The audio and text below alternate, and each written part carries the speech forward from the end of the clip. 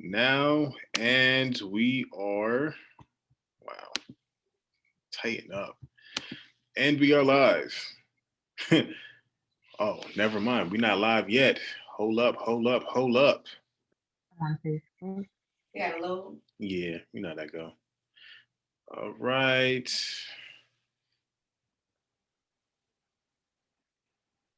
Okay, we are live. So, welcome to the Famous Dwayne This podcast. I'm your host, Dwayne. With me is no stranger to the show. She is a doula who uses her medulla oblongata. Ms. Hope, say what up to the people. Hello, how are you? So today we're going to discuss a very, very sensitive topic. It is the history slash herstory of the world's oldest profession. Some people call it prostitution. Some people call it sex work. Some people call it hooking. You know, whatever it is, that's what we're talking about. So, I did a little bit of research myself, and I found that a lot of places, a lot of famous places, were actually basically like Sodom and Gomorrah. Like I found out about Pompeii. I wasn't even looking for Pompeii, but it just showed up. I remember there was a picture that went viral of somebody that was self-servicing himself, and he got ashified like that. But then you look at other things, and a whole bunch of shenanigans was going on. So, I mean, where did we start with this, Hope? Like, where did this kind of get us? I know it was probably before written history, obviously, but like, let me know where it was all started at, based on your research. Oh, like where sex work itself started at. Yes. So to put it generally, well, not generally, but just like not to name specific people or whatnot. It really sort of started, excuse me, with the gender wars, which were the first wars, more or less. Racism, sexism, classism, even all of that is a subset from the original gender wars. So it really started when men kind of let their ego get carried away. And it's not to blame anyone because there were also women who helped with this as well. But whenever people stop trying to fit in their roles, which you kind of see today in society when people try to, and no, I don't mean gender roles, but like what their abilities are and are trying to step into other things because they want it all, pretty much. They want it all, all the attention, all the power. Um, and because of that, someone has to be subjugated, someone has to be seen as the lesser, someone has to be seen as the dominant and submissive. And that's really where it all started. The second someone tried to be over somebody else. So basically, people not being in their lane. Yeah, more or less. You're not staying in your lane.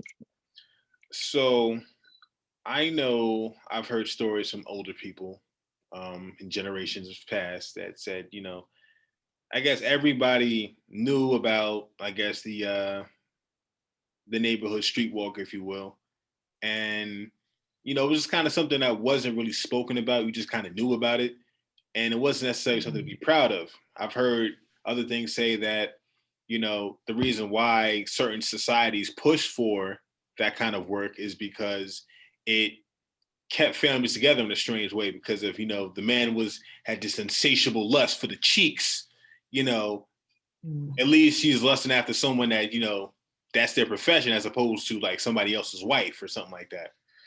So, which it Mm. sounds like BS to me, but whatever. But I mean, I heard so many different things, and it's just I don't know. Now we're at this stage where I mean, people are basically like freelancing. I mean, they have like their Right. internet pimp, which is OnlyFans or the Hub or whatever. Whomever. But still, it's just it's become a lot more mainstream, and I feel like people are just kind of it's something that I guess a lot of people, a majority of people are involved in, but no one wants to like talk about or own up to. And I always look at it as if it's something that you're ashamed of, I mean, that's something that you need to go in internally and figure that out. Like, is this really who I am? Am I proud to be this way, or is this something like I don't know? But that's just me, Mm. and my limited male patriarchal brain or whatever. So, I mean, as far as what's your take on this evolution and what's the word I want to use? I'm not gonna say commodification because it's been a commodity. Mm. um, but it's how it's going mainstream. Like, what is your take on that? Do you feel like that's all by design? Like, I mean, yes and no. People have individual choices in anything. There will always be like certain options, and this definitely is where they're trying to gear, more of us to go because it's an imbalanced way of being. But as far as it being more mainstream, uh, all of these mediums that people, claim to know about and are aware about, for example, the phones right here, um, they really don't understand the technology the way that they claim to. A medium, is just some for a way for something to be communicated, something to transport. So they use these mediums and don't realize that they're being used by them instead of controlling them for themselves. I mean, honestly and truly. And the I won't say scary thing, but the reality is that anyone can access this. Like when we were growing up, it was a lot harder to get access to certain things. The type of internet we had, and even when internet became, faster, when we had the little wireless cards that we could put into our laptops and stuff. mhm. Even when it became faster, you still had to go through many more steps to navigate the interweb. Now it's so easy to lie about your age, and I think a lot of social media sites might have even lowered the age restriction. I'm not sure, 'cause, I haven't signed in as a child because I'm an adult, but um, and there are children all on these websites. So one of the biggest issues that I find with these things being more mainstream is that children have way more access to it, and you can ignore that or deny that or not. It's fun to say, fuck these kids and all of that, but that's that's what's going on. Like it's not. I mean, it is the adults, of course, looking, but it's not just them. It's children, and then all it takes is one click, and boom, you have an addict. Yeah, I definitely agree. In fact, I forgot who I was watching, but they basically, I think it might have been this podcaster called Kiki Green.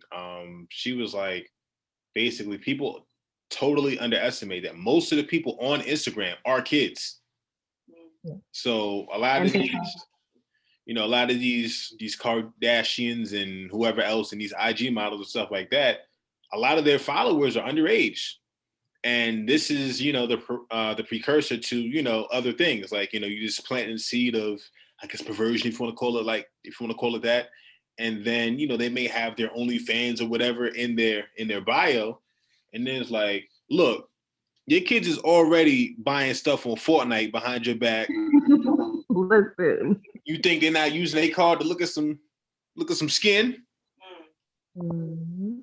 You have better pay attention. But look at your bill. No, definitely agreed. And even not that, these kids know how to hack around certain things, code certain things. They might have their own credit card we don't know about. I knew like a 16-year-old had his own card, just parents didn't know, just shopping. So they will figure it out. And also, there's plenty of free stuff out there too. So they're gonna find what they want to find once that seed is planted, like you said. Yeah, most definitely. So, I mean, when it comes to that, this whole concept of sex worker working for sex or working in a sexy field, I mean, is it? I'm just playing devil's advocate here. Um, yeah, how to prepare you. um, You're I mean, is it what's what's wrong about this? Like, like can this be justified? Is it just the job market is so bad?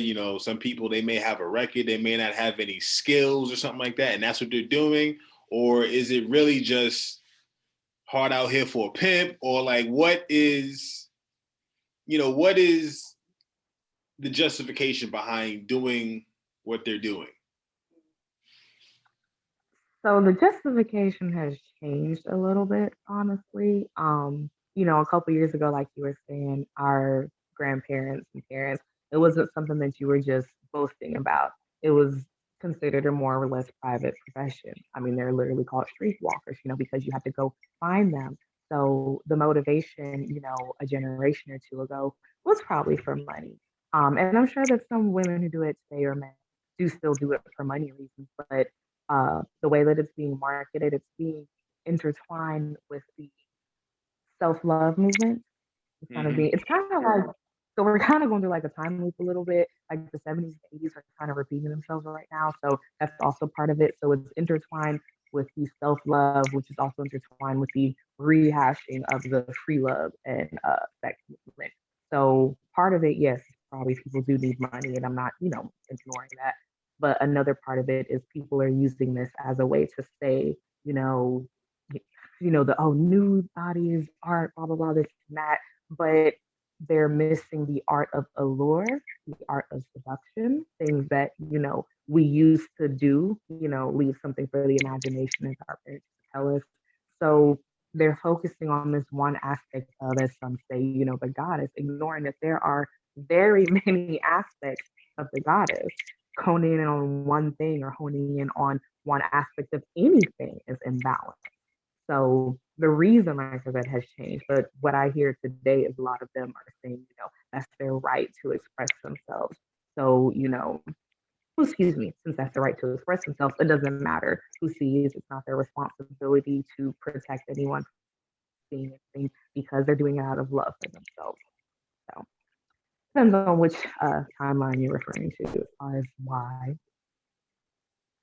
Yeah, so I have um, a question about this whole thing, and maybe again, this is just my limited male patriarchal brain here. Um, you know, I understand self love, but does self love require PDA if it's just yourself?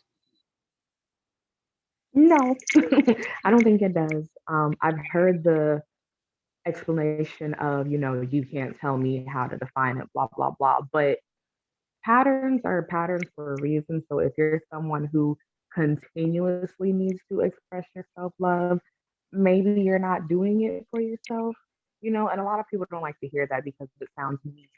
But I mean, the truth isn't meant to be nice all the time. The truth just is. So oh well. But I do think that if you have to continue to profess something, after a while it loses its luster. If you ate chicken every day, you may not like chicken for a little while. You need a little break from chicken. So same thing with if you're, claiming this thing every day.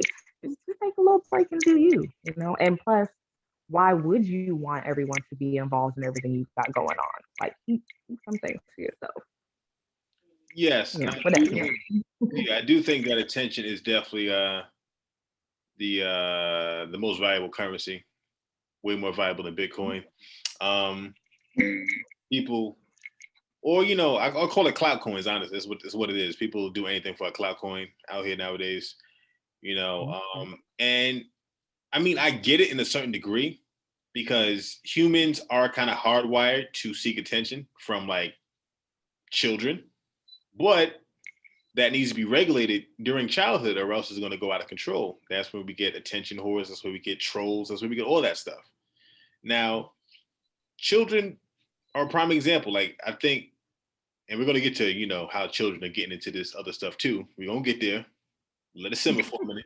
Um, children will act a certain way because they like to test. They like to take the temperature of, who's around them. So it's like, okay, so if I do this, I get attention. Whether it's positive or negative, I still get attention. So I'm just gonna keep doing this. I'm gonna throw this. I got this diaper right here and it's full. I'm gonna just throw it against the wall. You know what I'm saying? I'm gonna really get mom with this one. And they do. And they just run an experiment and they just keep doing it over and over again. Because that's how they learn. And going unchecked, this is where we get to these challenges where people are just do anything. Like a challenge came out, okay, I'm gonna do it. Like, was it last year or was it the year? I think it was the year before. Because 2020 kind of like just was whatever. yeah. But in 2019, there were women filleting cucumbers in the grocery I store. recall, man, don't remind me. I put that into a dark. It was a dark place, but there was that. They have these busting challenges, these silhouette challenges, and all these different things, and it's like, where did these start? Who was the first person to come up with this situation? I know influencers pay to get things to go viral, like they pay whatever. So, but it's like, what is this really doing? Like, I feel like it's such a monkey see, monkey do society, and people don't really understand the implications behind certain things. And like, Mm. especially with sex work, if you will. I mean, it's dangerous. I think people don't realize how dangerous it really is. Like, we always talk about, the brothers out here in the streets, doing what they do, which is also dangerous, but that's also dangerous as well. Especially if you don't have any means of protection, you're relying on somebody with a long pinky fingernail to protect you. Yeah. So, No. go ahead. I'm talking too much. Oh no, no, no, you're fine. Please say what you gotta say. I was just gonna say, yeah, I don't think that they realize how dangerous it really is. Like women from other countries leave their countries to come here to escape that because it's dangerous. Um, I mean, that's really like a good chunk of people who are coming here. And they think because it's online that it's safer, which I don't even understand because or they think because I guess they don't have a manager, maybe that's the reason.